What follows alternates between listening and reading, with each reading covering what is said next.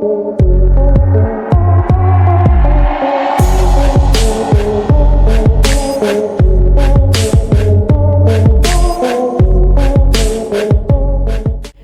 থেকে মুক্তি পাওয়ার পর হঠাৎ করেই রাহির সঙ্গে দেখা হয়ে যায় তৌহিদ আফ্রিদির।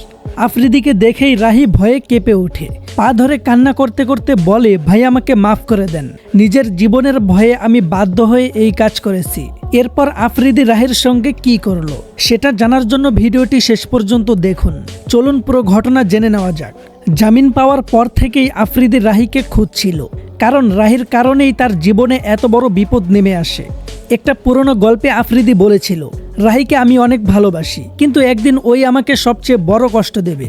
রাহি ছিল আফ্রিদির খুব ঘনিষ্ঠ বন্ধু, কিন্তু পরে সেই রাহি ডিবি পুলিশকে আফ্রিদির অবস্থান জানিয়ে দেয়। এরপর গ্রেফতার হয়ে দীর্ঘ 1.5 বছর জেলে থাকতে হয় আফ্রিদিকে।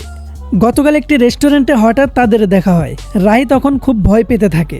সে আফ্রিদির পায়ে ধরে কান্না করতে করতে বলে, ভাই আমি ভুল করেছি, আমাকে মাফ করে দেন, আপনি চাইলে শাস্তি দেন, তবুও আমাকে ক্ষমা করে দেন। তখন আফ্রিদি শান্তভাবে বলে, যা হওয়ার হয়েই গেছে, তোকে শাস্তি দিলেও আমার সেই কষ্টের সময়গুলো ফিরে আসবে না, তবে সামনে আর কখনো আসবি না।